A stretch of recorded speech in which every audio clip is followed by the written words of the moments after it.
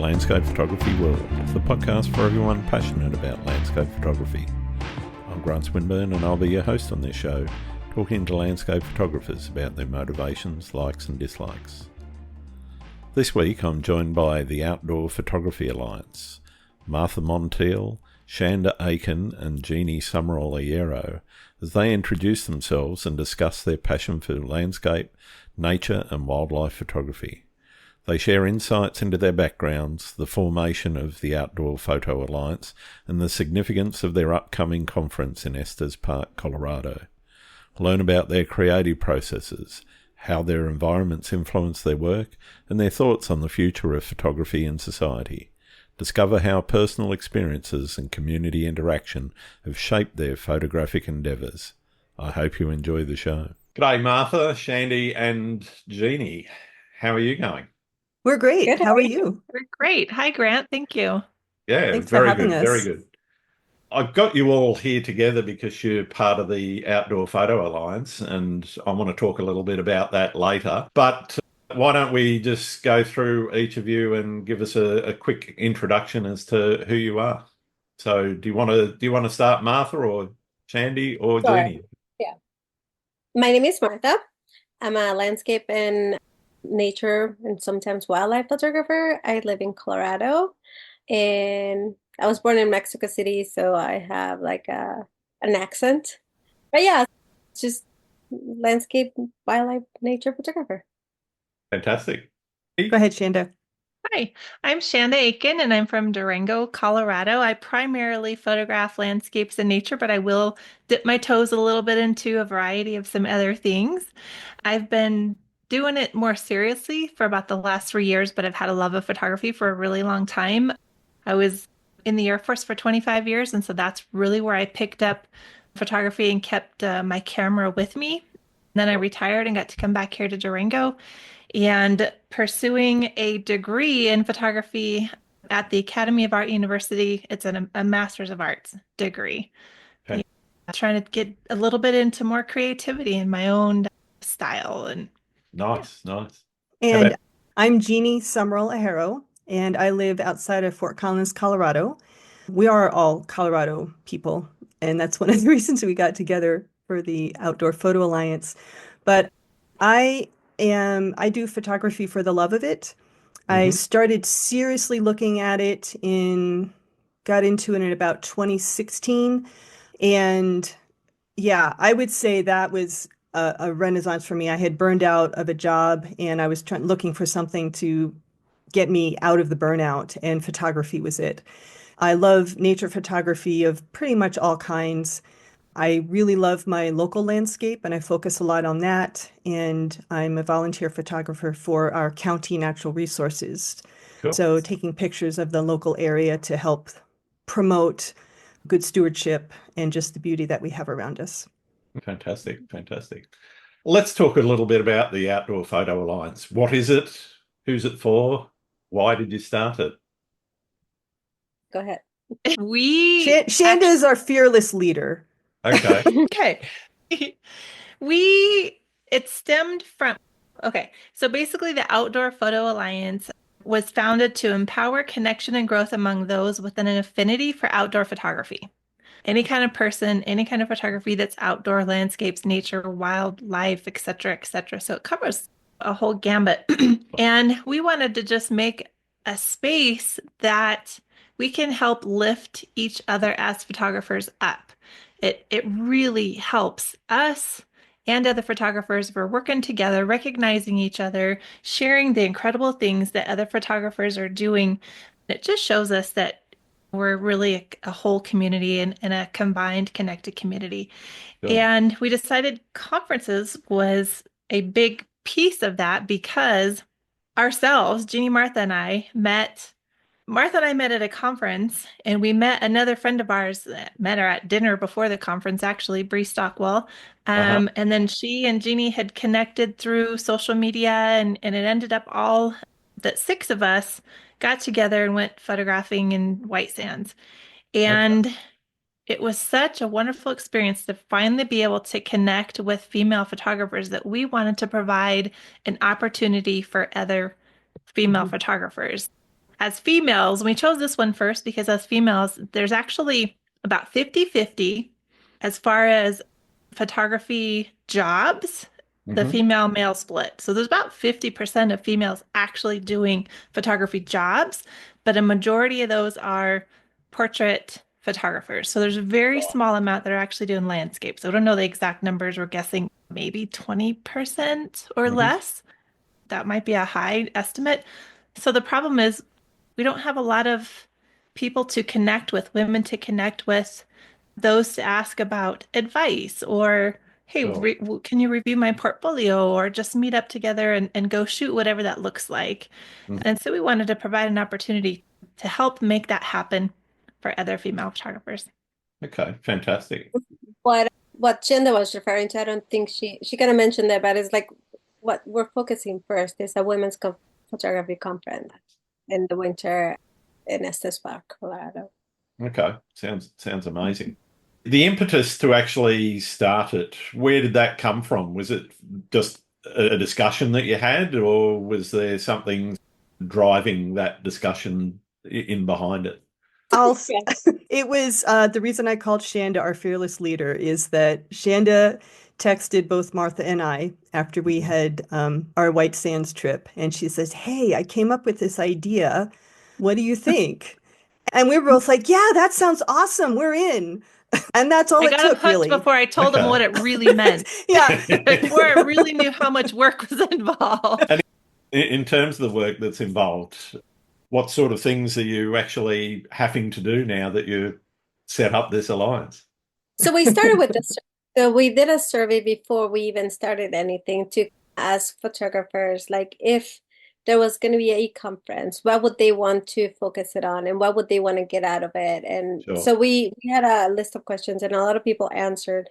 So we gathered that data. And one of the things that we found out is that there wasn't an event like this at all. There's like a photography conference in Canada.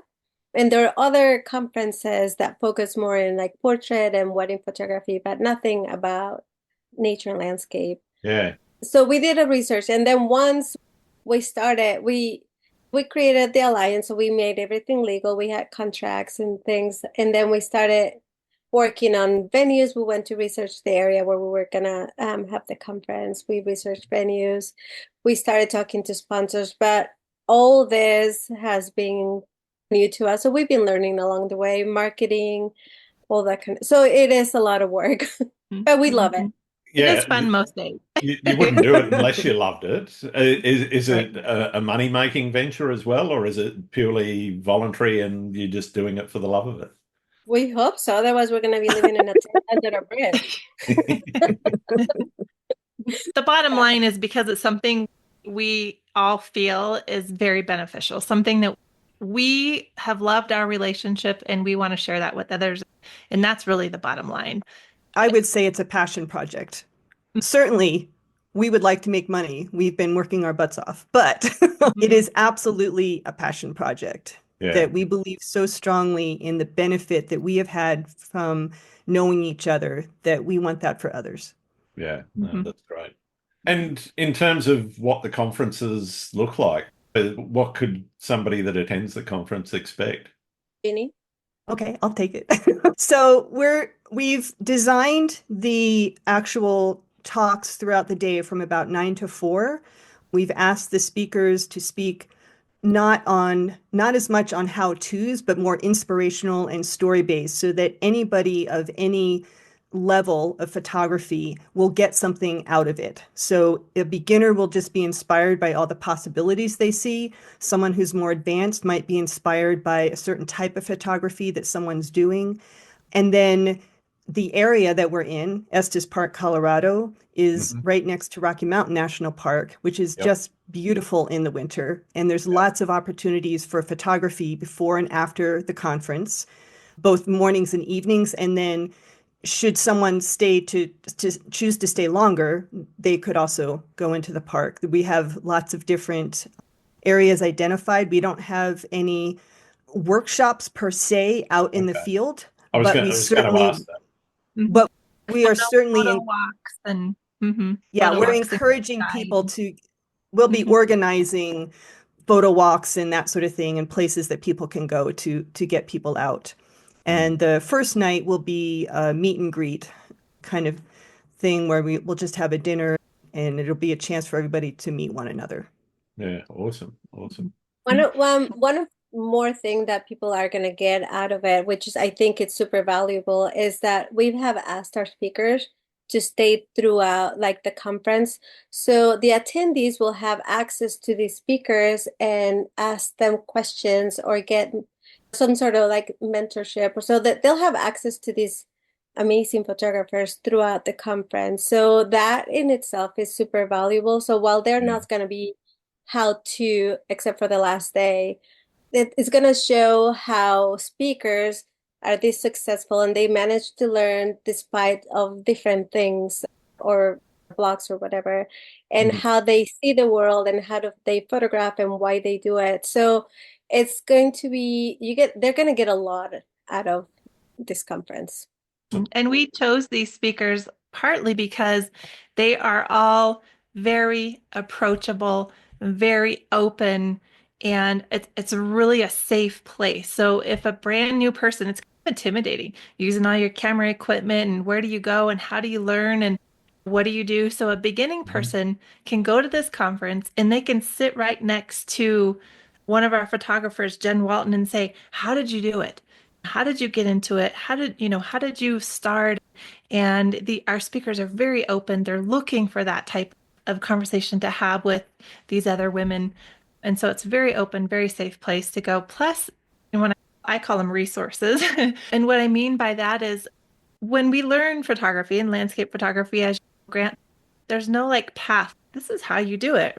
Yeah. It's different for every type of person, and we just reach whatever thing we can. Maybe this is what will help, and maybe this. And some people are more visual, and some people are hands-on.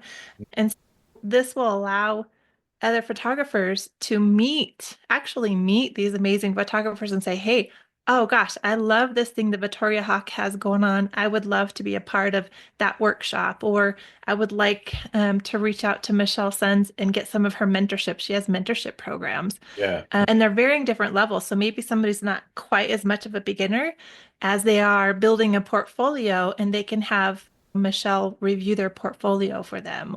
So it's really to help find those other photographers that you really might enjoy or connect with through conversation and through sitting next to them that can help you in the future as things come up.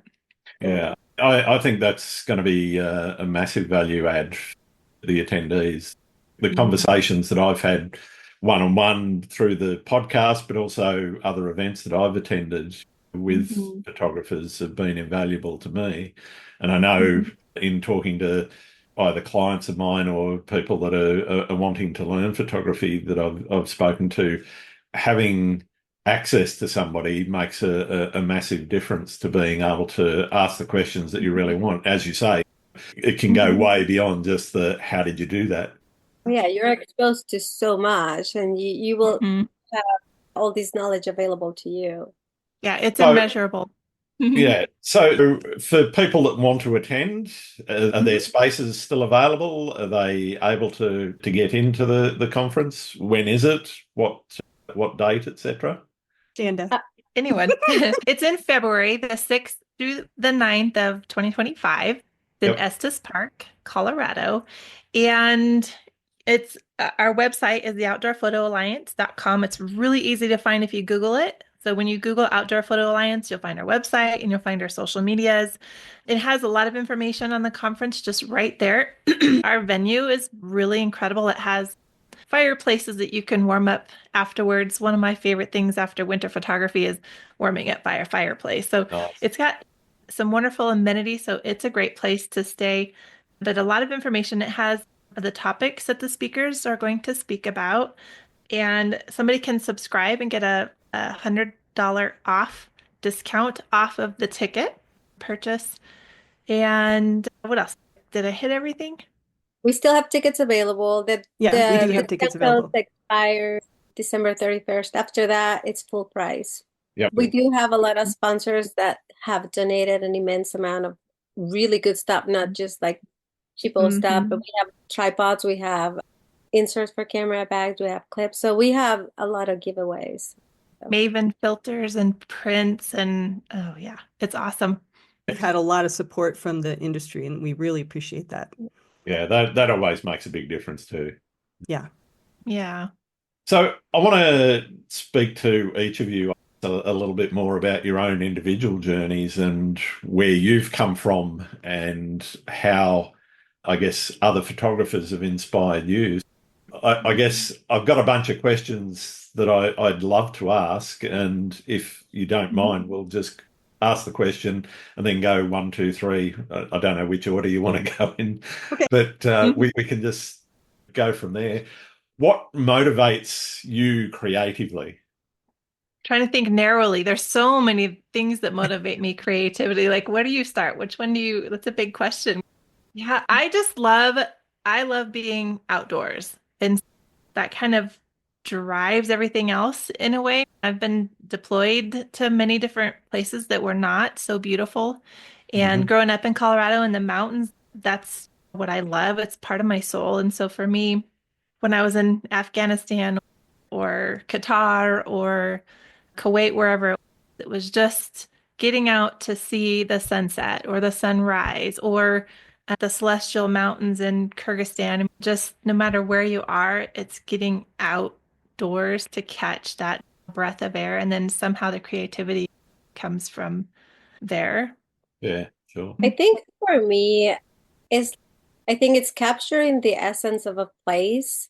So there's a lot of places that are over photographed, but if you can get to know a place and trying to create something that's different or trying to show this place in a different light, or if it's local place, you go off often and you get to know the place. So then you start noticing the little nuance, the light, how it changes and how it affects how this place looks, or like the different seasons. So I think that's a big motivation, and it's like creating challenges to create something beautiful. I guess in my mind, that is going to show how this place changes, and Yeah, you sure. know how you connected to these places that you're photographing. I think for me, Martha already mentioned the having a connection with the place. That's really important for me, and I try to think about how do I capture the feeling that I'm having at the moment that I'm taking a photo. Yeah, I think that and that hasn't always been true. I certainly didn't start out that way, but I definitely find now that trying to capture a feeling is more of the challenge than capturing the thing that I'm photographing. And that offers a lot of creative possibilities there. And whether Yeah. that's technique or whether that happens in camera or whether that happens in post-processing, that is all open for my creative exploration. Yeah, great. Yeah. Are you a planner or are you more reactive? I I am am. responsive. I'm not very good intuitive. at Responsive is planning. probably a better word. Yeah, I kind of say, oh, pretty, yay, photo. But yeah, I'm not very good at planning. I try to, but it doesn't work that way. For sure. I would say I'm both. I'm definitely more responsive for the most part. The only time I plan is when I'm doing night photography. And I definitely plan on that. If I'm doing Milky Way, I like to know where the Milky Way is going to be. It's a thing of mine that I like. I'm not going to say I captured all in one because oftentimes I'm doing a blue hour blend or something like that. Sure. Or if I'm using a star tracker, I have to do a different image for the foreground. But I need to know that the image that I created was possible. Yeah. It actually happened the way it looks.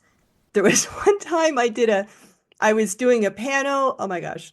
I was doing a pano and it had a lake, and then I did another pano with the sky. And I was stacking the images to reduce noise. And by the time I had gotten across the sky, there had been the lake, half of it had wind blown. So then I had to go back and redo the lake. And by then, the reflections of the stars weren't lining up. So I literally moved the reflections in the lake because I was like, I can't move these planets because this is how they were aligned. Okay. Right. So, Mhm. so I Mhm. don't know. I'm a little technical that way. Mhm. But when I'm just out during the day, not at all technical like that. Yeah, yeah. I would say I'm a little bit of both. I use my intuition a lot of the time, so just what draws me, and it's where you could say my lens goes to what I love, intuitive in that sense. But then now I have a few projects going on. I started one just before school, but as I'm in class, I have 3 classes, and each one of these classes I have a project. And so I have to be very specific. Yeah, In one class, it's a lovely dead and dormant things. It's taking plants that are dead and dormant and showing them in a beautiful way. And so right. I have to decide when I'm going to go out. Maybe it's after a frosty morning, so I have to pay attention to the weather. If I've already gotten some warm toned images, I want to go and try to find some cool toned images. And of course, the backgrounds and things change depending on the light. Of course, we all know that. But so the projects help push me to that specific planning sense. Yeah, okay. While we're talking about learning, where did each of you learn your photography? Here I can go. I took a class back in college, so that was like a really long time ago, where I learned to develop film, but it's been mainly just learn as you go thing. So when I Sure. started shooting, I had just like a 7100 Nikon, so it wasn't even like a full frame camera. After I started getting into it, and then I learned how to shoot manual, then things got more interesting. Mm, And then along the way, I've managed to have mentors, and usually they help with post processing, which is like the harder thing for me. So I've had a couple mentors where they bring up something that you hadn't really thought about. So then you start yeah, thinking about that. Oh, so when you're shooting, you have like a million voices in your head. Do this, don't do that, do this. And yeah. But it's been like just learn as you go. I'm also self-taught. I actually learned Photoshop before I really got into photography. Back in the early 2000s, I was doing photo restoration, so scanning old okay. photos and Yep. repairing them. And I learned a lot about Photoshop there.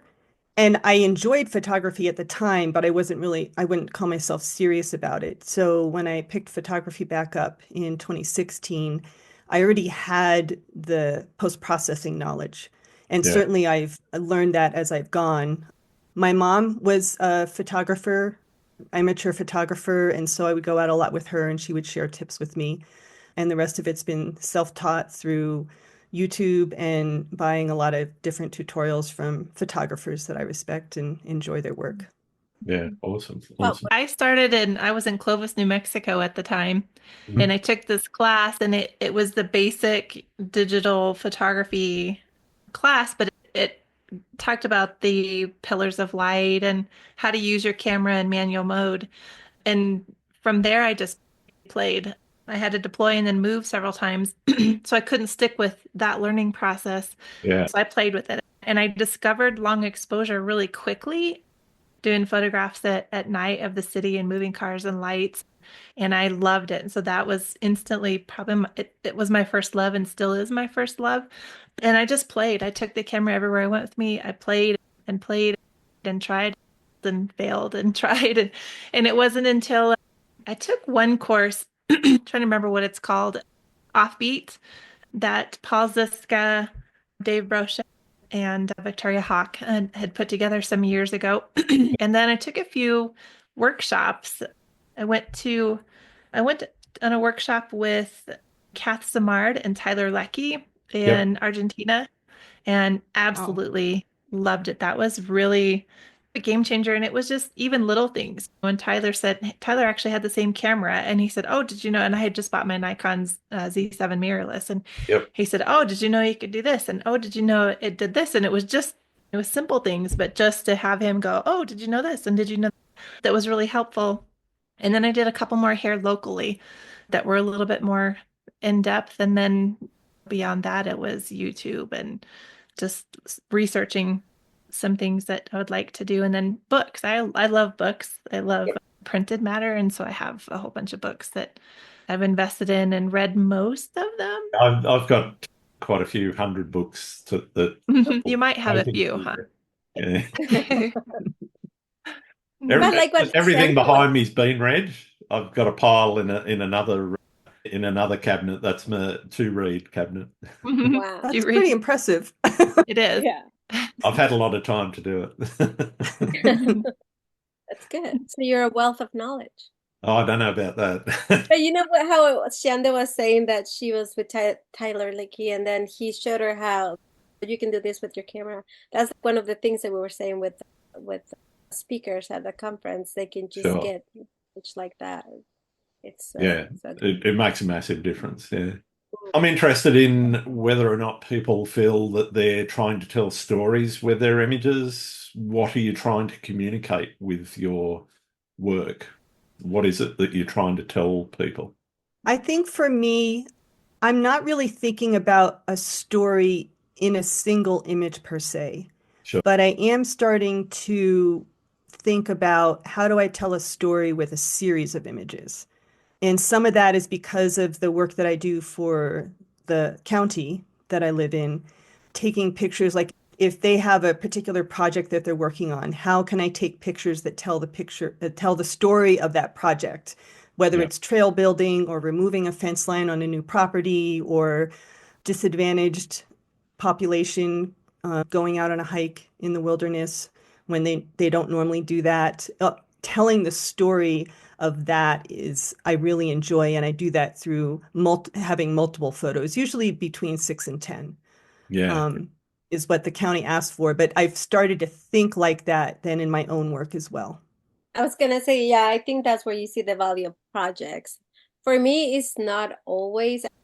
Sometimes there are stories to tell. Sometimes it's just like the aesthetics of the place pull you in and you photograph it regardless, just because you want to save that memory or that image.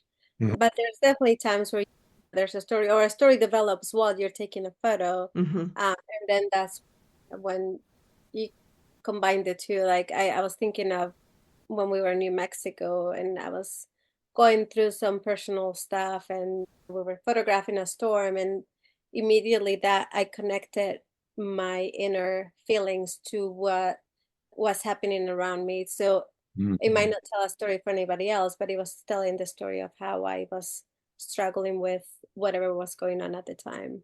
But yeah, so there's not always a story, but yeah, like the projects help tell a story of a place or like the essence of a place where you capture like the small things, the big things, and then you can give somebody the grander picture of the place. And also, I think sometimes it's motivated by, what do you call this?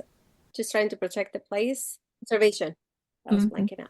I find that a lot of my photography in the past, when we consider what we're conveying, I haven't had the viewer in mind. A lot of my photography has just simply been because I love it. Like this photo, this image back here, I love it. I don't care who saw it or who's seeing it or who likes it or who doesn't. It's just simply personal pleasure.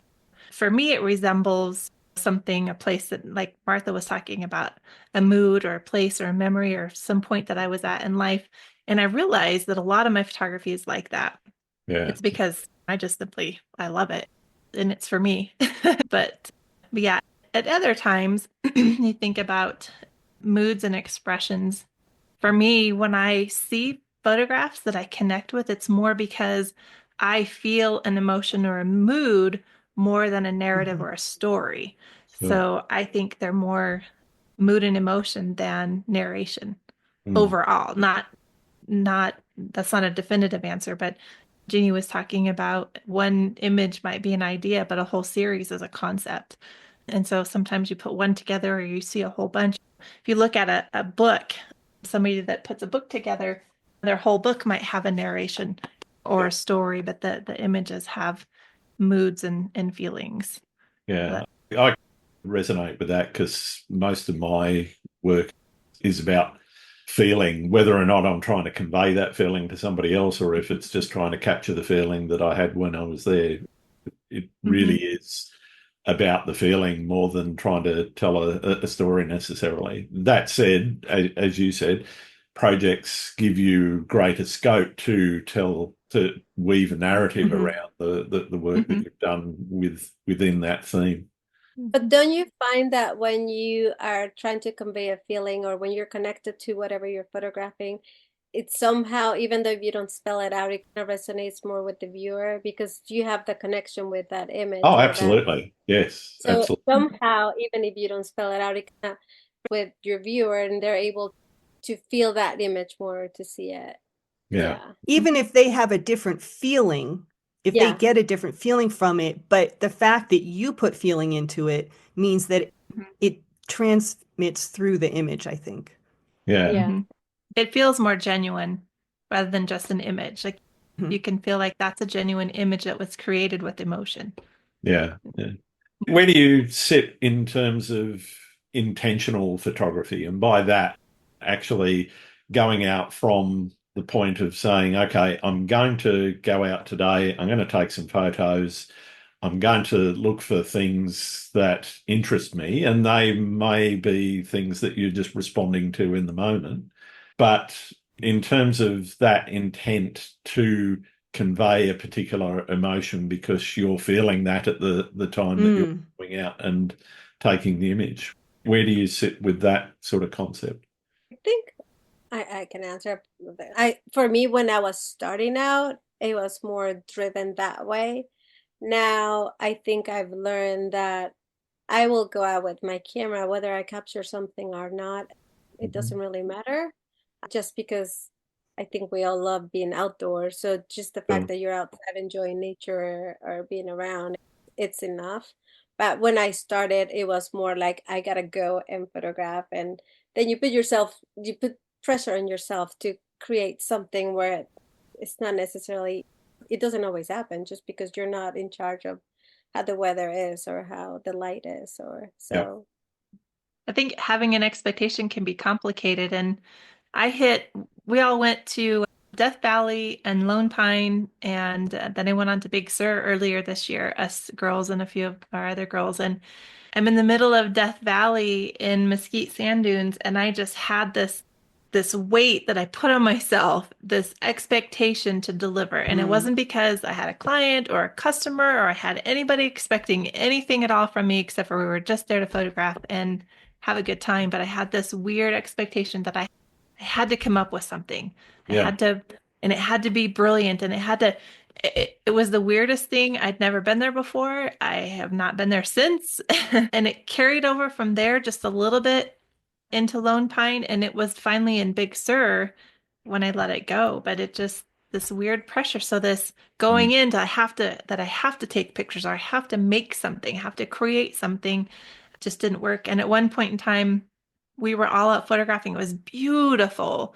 We were over Manly Lake and the valley was just incredible and the light was here and there and it was just this amazing and the wind was whipping. It was just this incredible scene and I just had to sit down for a minute and go and just take it in to try to help get rid of that pressure and that expectation and that we're going out to shoot and so we have to deliver something to ourselves. I think putting that pressure on ourselves to go create something can be, for me, it was at one point in time complicated. I So, think definitely the weight of your own expectations is way more, or it tends to be a lot more for me anyway, than any Mhm. kind of client pressure or mhm. external Mhm. pressure. The pressure you put on yourself is much greater than anyone else can put on you. Yeah, I don't I like would it. say that I would Neither say do I. I'm rarely that intentional. I'm trying to think if I was when I first started, I probably was thinking, okay, this is what I'm going to go out and photograph. Hmm. And now I tend to go, I'm out for a hike or out for a walk, and I just wait to see what catches my eye, what Yeah. interests me. And sometimes I can make a photo of that, and sometimes it's not possible to. And I can just be thankful then, okay, that was a cool experience, and it doesn't matter that I didn't get a photo of it. Yeah. So So much more enjoyable, isn't it, Jeanie? so much more enjoyable. I find that there's times where I've gone out to do this or do that, or my husband and I went hiking in this kind of nondescript area and, of course, had camera in hand. and some kind of light or something just said, "Boo, here you go, photograph me." And it ended up being, really fantastic. It was completely a surprise or completely unexpected. And those have been some of my absolute favorite as well.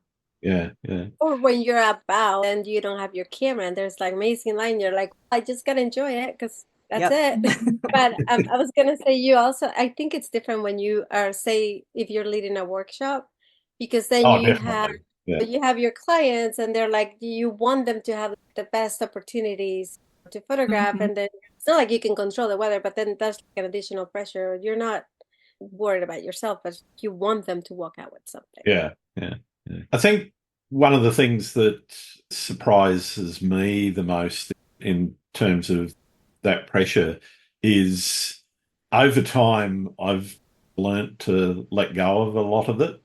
I was talking to Kenneth LaRose. I'm not sure if any of you know him, but he's a photographer in the Pacific Northwest, and he, aside from doing some fantastic work, but he goes out and regardless of what happens, he doesn't feel any kind of sense of failure or any kind of feeling that he hasn't achieved something.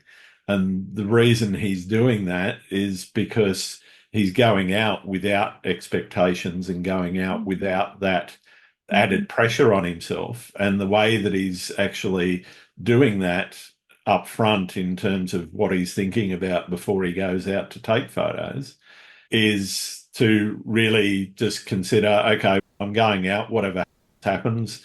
And if I make a good photo, then great. If I make bad photos, then I might have learned something. That's the best kind of Absolutely. attitude. Grant, do you feel as though your own personality, your own inner nuances or idiosyncrasies, the things that make you, are visible in some or all of your work? Definitely some of my work. It's stuff I like the look of, which is why I've pointed that nobody else likes it. That's fine.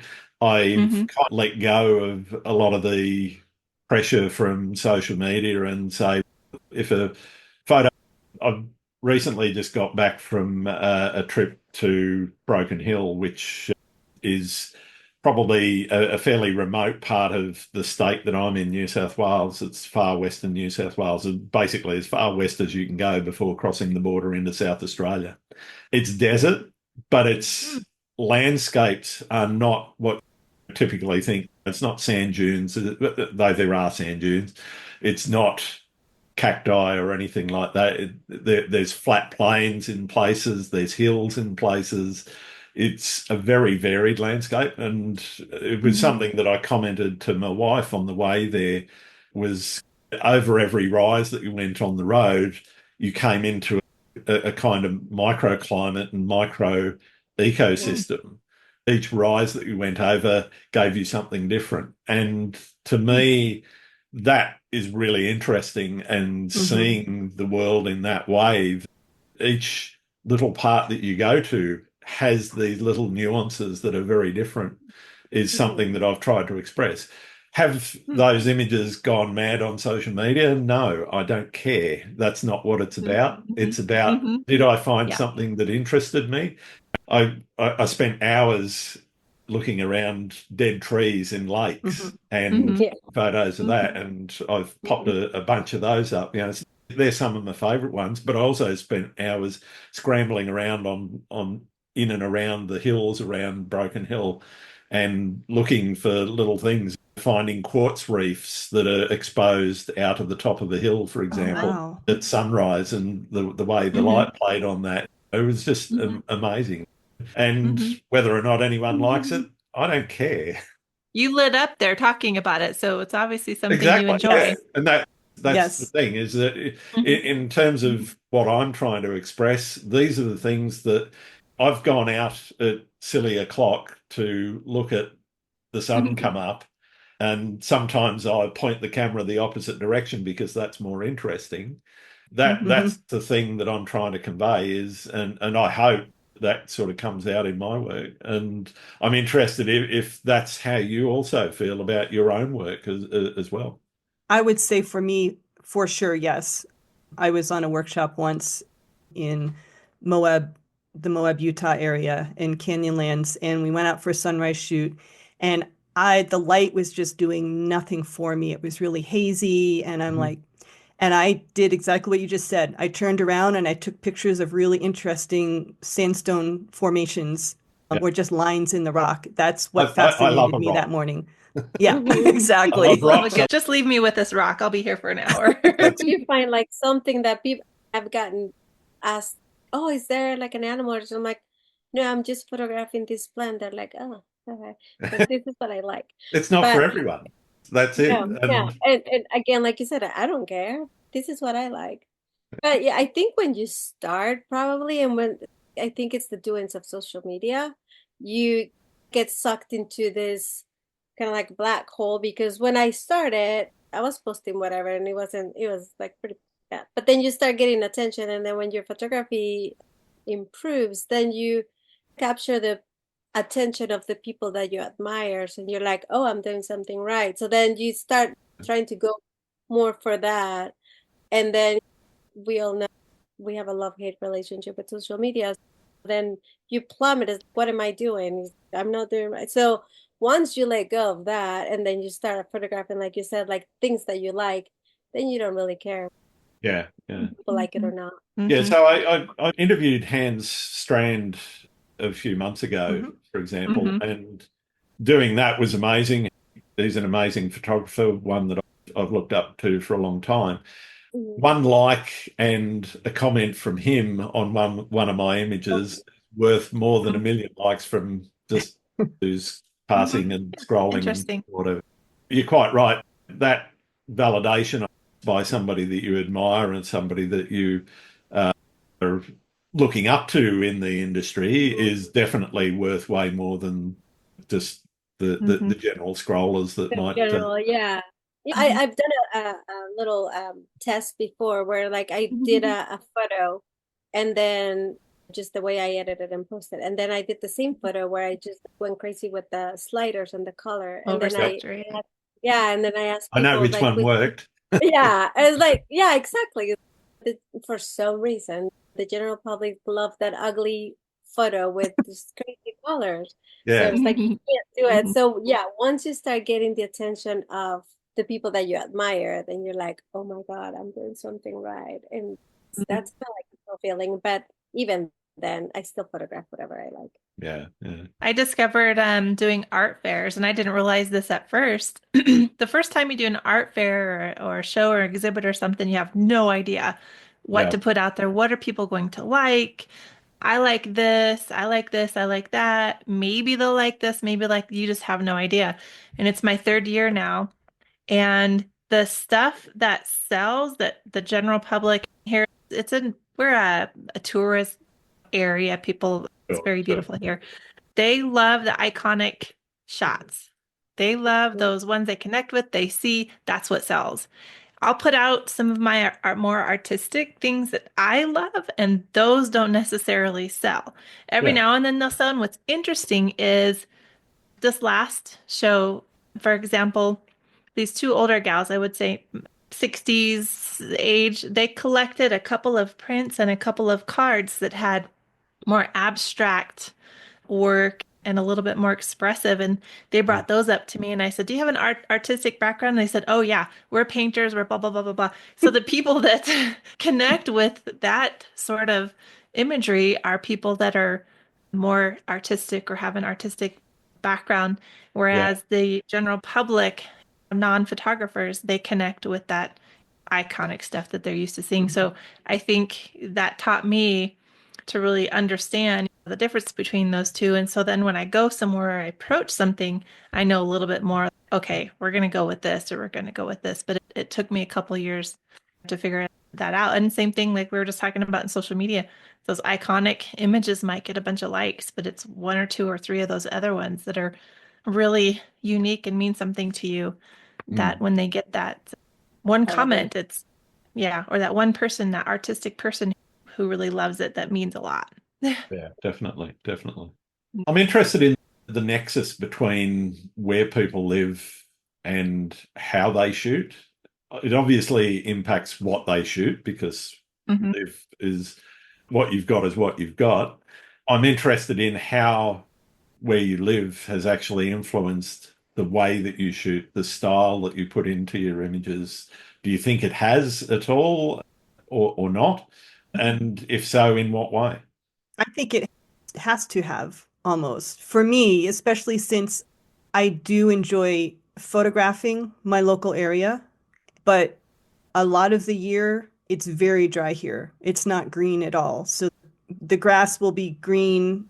I've got a natural area just across the way, across the road, and it'll be bright green in May and June, and then come July, it just turns brown. And now I've got a brown landscape to photograph all summer. So summer is my least favorite time to photograph because of that. But I also started doing infrared in black and white, and that makes a huge difference. So now I can make the landscape look completely magical when if I was doing it in color, it just wouldn't translate. Yeah, And yeah, so I would say that in that way, certainly it has affected my choice of photographing. I'm completely enamored with infrared now. I'm not giving up on color, yep, but it gives me another tool in my toolbox to use when conditions aren't perfect, if you will. yeah, yeah, yeah. I think I think it does affect how you photograph and how you react to the landscape that you're at. Mountain, like where we're at or where I'm at, there's like a lot of mountains and a lot of it's very photogenic, so it's pretty in a way easy to photograph all this. But if I'm faced with a woodland, it's like, how am I gonna do this? Because this Yeah. How do you make sense of the chaos? Yeah, yeah, so Mhm. it's learning to make sense of the chaos. But I think the same thing happened for like the first time I went to White Sands because it Hmm. was overwhelmingly beautiful and it's just like a blank palette there that Mhm. so I was like, how do I capture these beauties? But just because I'm not used to like dunes and sands, once you kind of calm down and look around and start I like to see angles and lines and geometric shapes. Yep. So then you learn, okay, this is how I do it. But I think it does affect because just Mhm. your local place you're used to, so you see it time and again, and you can see how the light changes or whatever. I agree. I don't really have too much else to add. I was just going to add to piggyback on what Martha just said. I did a trip up to Olympic National Forest a few years ago, and my first time out in the tide pools, I was Mm, I had my camera out, and we only had there was only going to be 2 days when the tides were out when we had the opportunity to take photos there. Yeah, And talk about pressure. I was putting a whole bunch of pressure on myself. Oh my gosh, I have to get a photo. I have to get a photo. And finally, I'm like, I'm not even seeing. I've never seen tide pools like this. I put the camera away. I'm like, okay, I can't. I'll have another time tomorrow.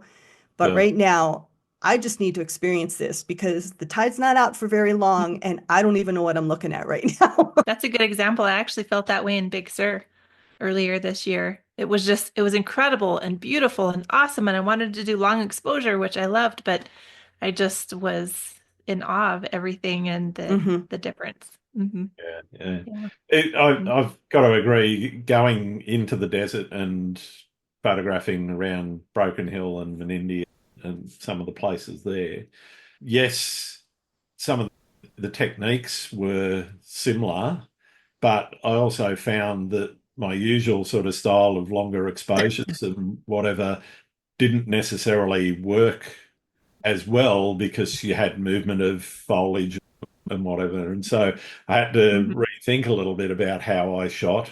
I did a lot more handheld than I have ever done before because normally if I'm at a beach, I'm on a tripod and trying to Hmm. get that water movement is which is my stock in trade. But the Hmm. the desert is very different, and it's not that it's all standing still. The movement that's there and the way that you actually have to shoot. The light is very different there as well. I found just the quality of light. There was quite a bit of wind around as well, which meant that there was a lot of foliage movement, which is something that you don't necessarily want to capture. Yes, you can do it, and yes, I did do a bit of experimentation with that. But trying to get those leaves as still as possible really was the aim for a lot of the shots that I was taking, even though at a beach, I'd be going for a longer exposure and going for something slightly different. Do you have It's a type of go ahead. environment? Oh, I was saying, like, Grant, do you have like a favorite type of environment that you like to photograph where you feel at ease and you can just go and do Oh, it? yeah, the beach every time. I'm an hour's drive from the nearest beach here in Sydney. I live in the suburbs out west of Sydney, but I've always been a beach person.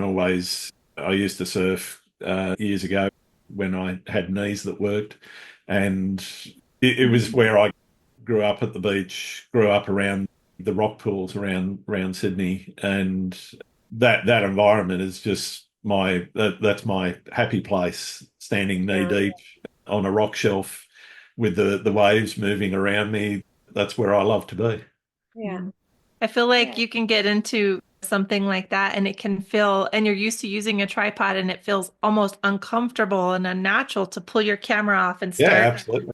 using different settings and not being on that tripod. I know when we were in White Sands, just that freedom was Yeah. interesting. If I'm doing wave photography where I'm upping the speed, I'm usually on a monopod for that because I've got a whack and great 400mm lens on. So I don't want to stand there hand holding that for an hour and a half trying Right. to trying to capture waves because by the end of it I'm shaking around all over the place just with the waves. Right. So I'm normally on a monopod there.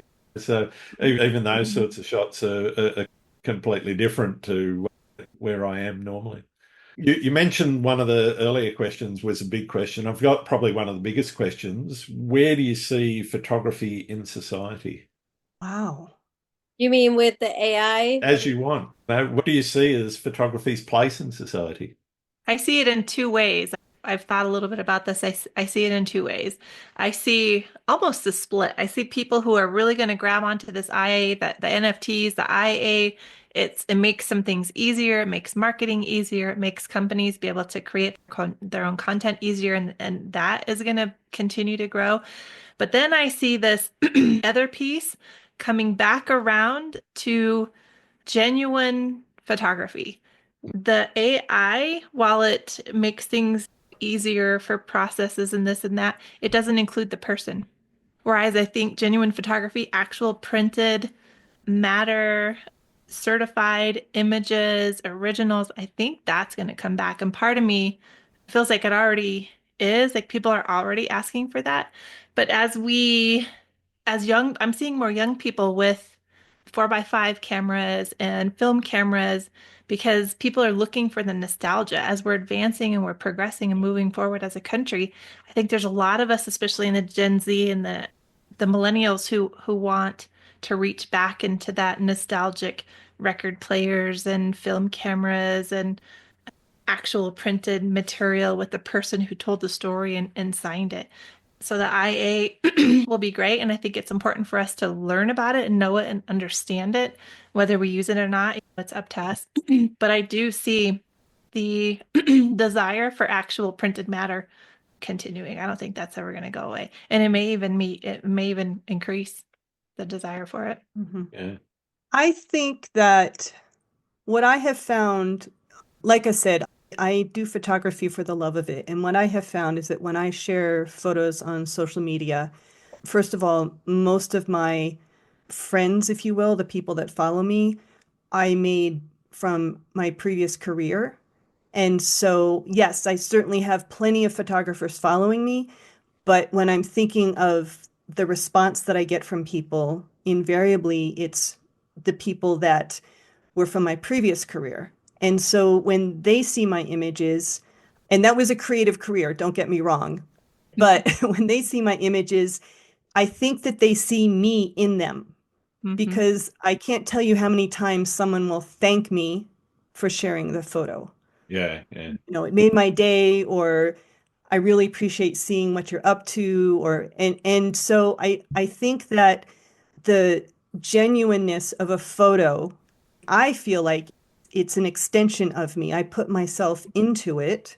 And so I think people respond to that. And I think people are looking for connection like that. Certainly, you can look at the groups that have just tons of AI images, and there's all these people that are just saying how amazing this photo is. And I'm just sitting there rolling my eyes because I'm like, that is not reality.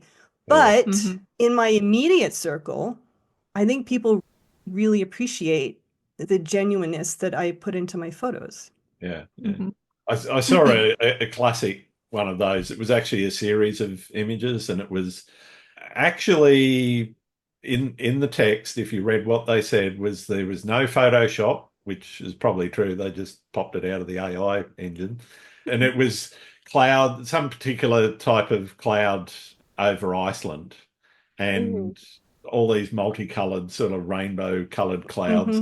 And yeah, I've seen effects like that in cloud with the sun coming through, and you get your halo effects and so forth. But I've never seen anything like these clouds. But the hilarious thing was that the mountain that was in each of these photos, because they said these were taken over an hour, the snow was completely different on each of them. Very fast melt, no. Yeah, it not only quickly melted, but it came back in some of the later images. Amazing of nature. Yeah. And yeah, I think that lack of candor and honesty that's the honesty that's the real problem, the transparency. Yeah. Trying to present it as one thing and it's not. I think that's a challenge. Yeah, I'm very clear when I post photos. I do a lot in Photoshop. I'll remove distractions, I'll enhance contrast and color and all that.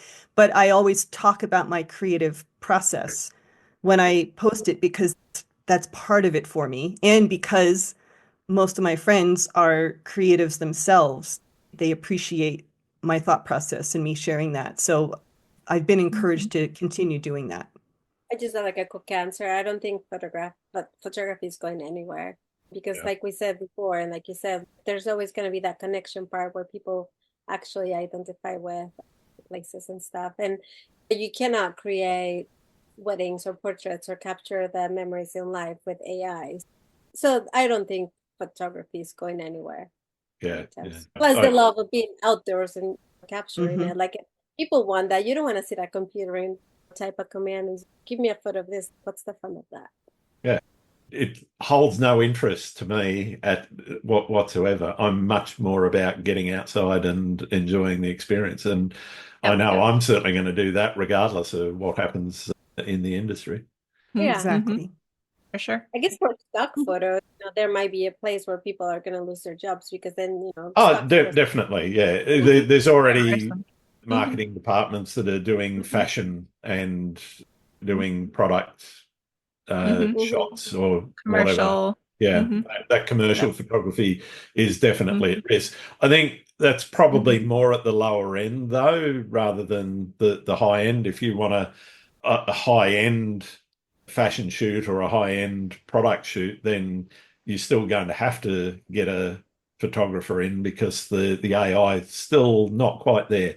Maybe 5-10 years, yes, it will be able to, you'll be able to push a button and spit out your can of whatever it is, or your fashion shoot without having to hire somebody. But I think you're quite right. The events and weddings and so forth, none of that's going to go anywhere from a commercial standpoint, because people want them in the photo. Yeah, they don't want to capture the moment. Yeah, they don't want a weird AI thing with 8 fingers. Annie Leibovitz, I think, and I don't exactly remember how it goes, but basically, like when you see in her photos, you see the connection between the photographer and the person that she's photographing. So when you go to our eye, you miss that, you lose that. So the photo is just going to be like an icicle. Yeah. I only got a couple more questions for you. What's the best and worst piece of advice anyone's ever given you? I have a bad advice. This photographer gave me a long time ago, and at the time I took it seriously, and he was well-intentioned. He's not alive anymore, but he had good intentions. But he was telling, like, if you want to be good at something, then you got to focus just on that. You cannot be doing portraits and you cannot be doing this or that. Like, you got to focus on one thing. And at the time I was like, oh yeah, you gotta be good at it. You gotta, put all your attention. I like to shoot everything. So I thought that was a bad advice. I think you can still be good at different things. You just put the time into it. So I don't think, so I see that as a bad advice. Yeah, I think everyone has a strong suit, but having multiple strings to the bow makes life a lot more interesting. Yeah, you're more rounded. Yeah, yeah. Absolutely. And you learn different types of ways that your camera functions, whether it's a fast shot or a extrusive time use of What's the extrusive thing? time. If you spent the money on a good camera, you might as well get the most out of it by using more of the functions than just the one or two that you might focus on with one particular genre of photography. Especially if you're teaching. If you're teaching photography, you might have a client or a customer that says, hey, but what about this? Or but what about this? And it just Yeah, helps you be exactly. able to help them from various different directions or angles. So what about your good or bad advice, Shanda?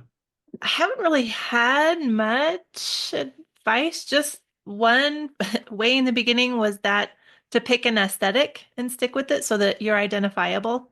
So you're an individual and it shows. And so when somebody sees XYZ image, they're like, oh, that's a Shanda Akin photo. And I really thought about that once, and people said, look at this is an example of an Instagram page, and this is an example, and this is an example. So when you see this, what's that person? And it just didn't sit right. Yeah. It just didn't feel like, not only that, it's completely not me. So it didn't last too long, but it lingered for a little bit. Me pondering, is that really a thing? Is that really what we have to do? Aside from the genre thing that Martha just mentioned, I heard that as well. Pick one and stick to it. And so on my Instagram personally, you don't see all my trains. I love photographing trains at night and planes and a variety of different things, but you don't see those on my Instagram because it made me wonder, what if you throw in a plane, or what if you throw in this or that into your mix? And Throw everything in there, whether it's black and white, yeah. planes, trains, or wheels, whatever. Yeah, I'm not on my own social media very often, so there's that. But yeah, it took a minute to go, nope, that doesn't sound right, and it's not for me, and it doesn't fit. But I know people do it I like the purposely. Wolf gave me in one of my interviews a few weeks ago, which was don't have a style. It's He so doesn't believe hard. he has a style. Yeah. Yeah. It's so hard to pick a style because like how do you pick it? I remember hearing that too, like what Shanda said. I was like, how do I know my style? And how do I know? It's like I can't be identified just because you can range and you're influenced by so many people that you could take a little bit of here, a little bit of there. So I think it's incredibly difficult to pick a style. Yeah, definitely. I would agree with that. I can't say that I had any personal advice because I am self-taught in so many ways, but certainly it's the community advice, if you will. And that was one of them. When I was first starting out, it's like, oh, I need a style. And I didn't think I had one. And then I was a member of a photo challenge and we'd post photos weekly. And somebody said, oh, I knew that was yours as soon as it popped up. And I was like, how did you know? And she described, she's like, oh, you're very realistic and just the contrast that you have. I'm like, oh, I guess I have a style. But it was just me doing what I liked. It wasn't creating something. It was just me being authentic to what I liked. And You have a I'm trying style? to say that again. Oh, you had a question, didn't you? No, I was asking Grant if he has a style of Oh, photography. okay. I think probably if anyone looked at it, it'd be that naturalistic wave photography, long exposures. They're a big part of my work. But yeah, I again don't try to make every image look a particular way. Yes, I have a workflow, but each image is edited based on that image as opposed to trying to make them all. I don't use presets except for one, which actually sets everything to zero except I think texture, clarity, and dehaze. There's a setting that I just put it to see, okay, if I set that amount of texture, clarity, and dehaze, I think it's 10, 5, and 5 or 7. I can't remember exactly because I set it years ago and I haven't played with it. And if it looks the way that I like, then I don't touch those sliders again. And then I move, most of my photography goes in, or most of my editing goes on in Photoshop as opposed to Lightroom. I do a bit in Lightroom for some images, but I don't do a lot there for many images. It's really just setting things to default, play around with a couple of sliders just to get things where I want to start, and from that starting point go into whatever direction I decide I'm going to take that. One thing that I do with every image, I'll flip it upside down. The reason why I do that is to see, okay, does this look balanced when it's upside down? If it doesn't look balanced upside down, then I know I've got some cropping to do, or maybe I just screwed up in the first instance and no one's ever going to see that. The other thing I do is I turn black and white on just to see, okay, have I got some bizarre tonal things happening? And there's a couple of other tweaks that I do to get rid of dust spots, though sometimes I forget. But other than that, everything else is basically in the moment of looking at that image, and it's micro adjustments of curves adjustment for contrast. But other than that, not much else. A lot of my images, some people say some of my work is oversaturated. I a lot of my stuff by about 33, 40%. I was going to say about your own, what you favor. Grant, I noticed you have a bunch of waterfall photographs in I love the your waterfall portfolio. And to me, they have a kind of a visual unity because of the colors and the editing style that you favor. And so that is your own personality, your own nuances that come through in your photography because of what you favor and your preferences and how you edit. So when I look at your waterfalls, they're all unique and individual enough to keep your collection varied, but they are very, there's a unity there. Yeah, okay. I would say. I never really thought of it.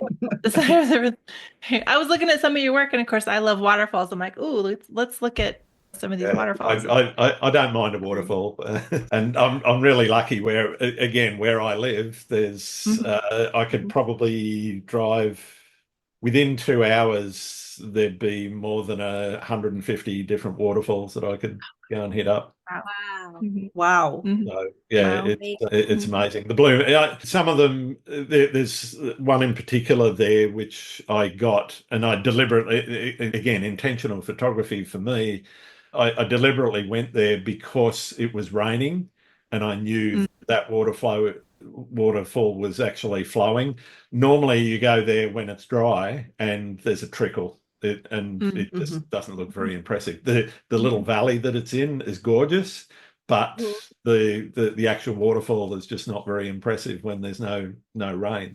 I saw the forecast; it had rained the day before, and I thought, okay, the day's rain and it's going to rain tomorrow. I'm going to head up there. So I went up there and caught it with a nice amount of water on it. Too much water, and it looks horrible as well. So but that's a case of being intentional, but also the advantage of really knowing your area. Oh, absolutely. So when on my local area, fog is not common at all. And so when we get fog, I'm always going out because I can get photos that don't normally happen. Sometimes there's an inversion layer and I can hike up. I'm in a valley, so I can hike up above the clouds or the fog layer, and that's really cool. But definitely an advantage of knowing your area and knowing when you've got some special conditions. Yeah, and that does make a massive difference, yeah.